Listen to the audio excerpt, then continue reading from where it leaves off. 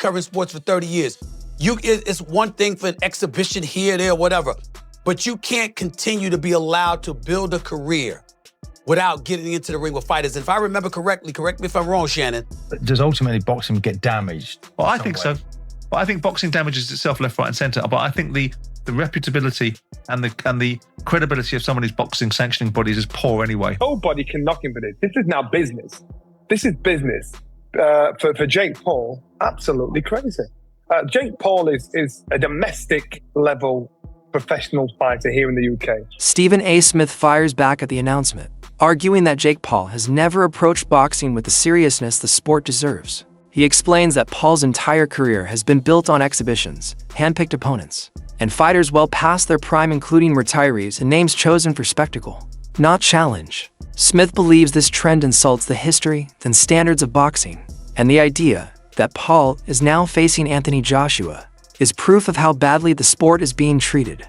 To him, this matchup signals a lack of respect for professional boxing and what real contenders sacrifice to earn their position. Continue to get away with stepping into the ring against strikers for the UFC, basketball players, unknown boxers. Simon Jordan expresses deep concern about the Anthony Joshua versus Jake Paul clash, saying it represents one of the biggest issues in modern boxing.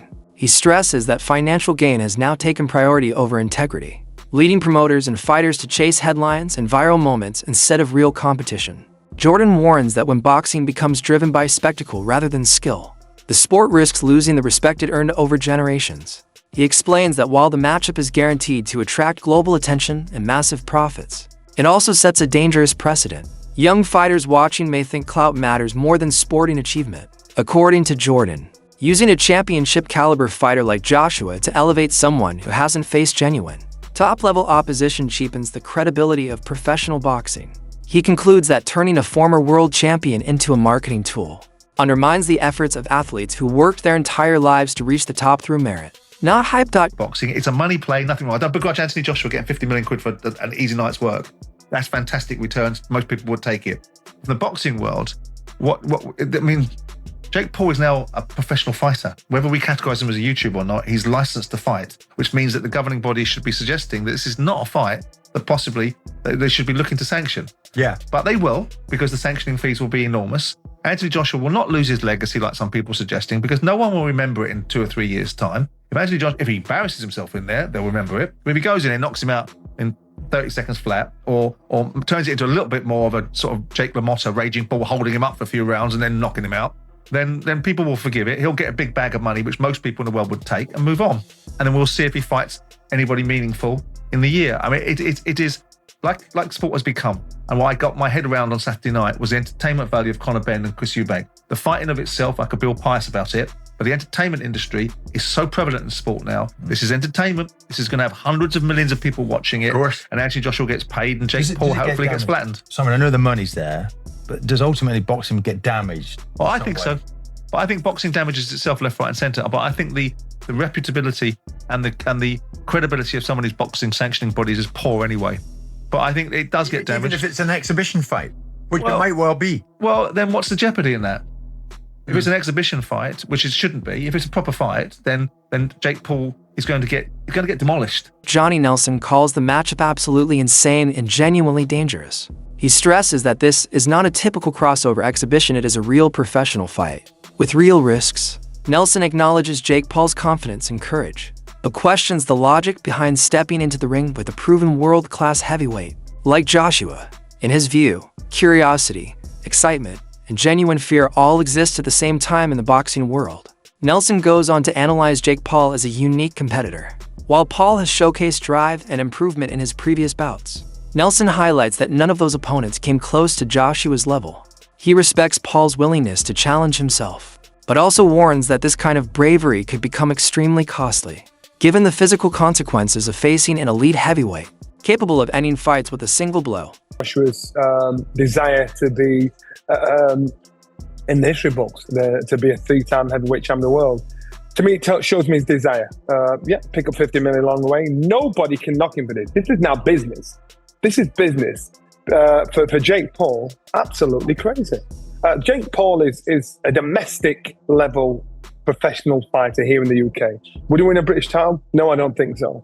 So now they're putting this domestic level fighter in with a former heavyweight 2-time champion of the world. The weight is 245. So I think last time Anthony Joshua weighed around that, it was when he boxed Usyk.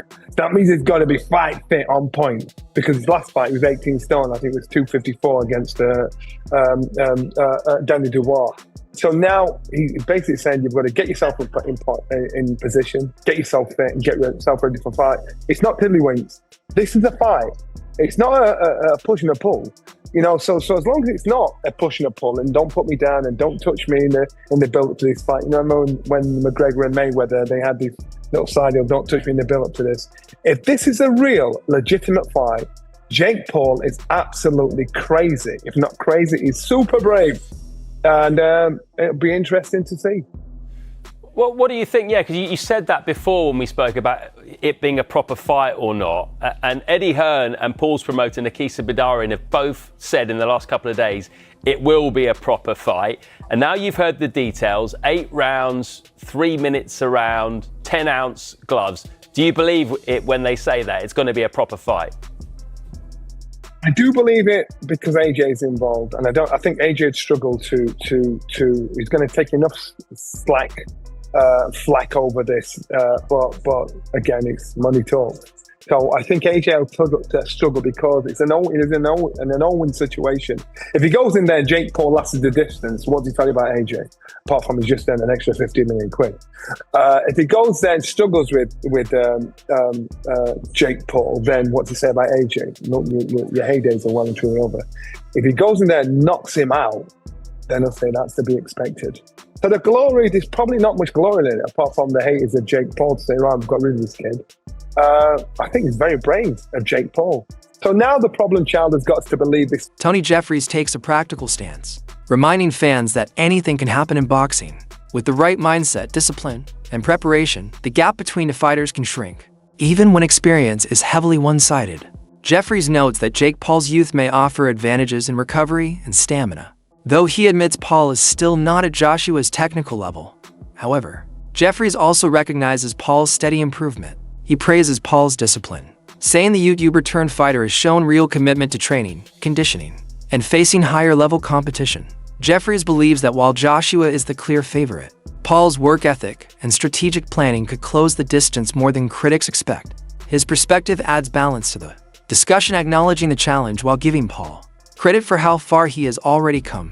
Chael Sonnen argues that Jake Paul's critics are finally about to see the truth. Stepping in with a genuine world-class heavyweight will show exactly where Paul truly stands in the sport. Sonnen explains that this matchup will Anthony Joshua, on the other hand, I'm not going to say he's coming into his prime, because he had some great wins earlier on in his career before he lost to Usyk twice. And by the way, when he did lose to Usyk, the last one was a split decision. It was a pretty close fight. So now this fight is matched, and I just want to look at the tail of the tape. Now, looking at the age difference, we've got 28 years old compared to 36 years old. So I guess the advantage there goes a little bit towards Jake Paul. 28-year-old is better than a 36-year-old. But that being said, we've got talking about experience and everything else, what comes with being 36 years old at Anthony Joshua's level. And then, like I mentioned, the heavyweights kind of seem to prime a little bit older. They'll come down to the height and the weight. This is the big one. 6'1" versus 6'6". 200 pound versus 252 pound. We got a 252 pounder in Anthony Joshua. The reach advantage is a lot, which we would expect. Amateur fights, we can see that Jake's only had one, where AJ's had 43, but 43 of them are including at the highest level, Olympic level.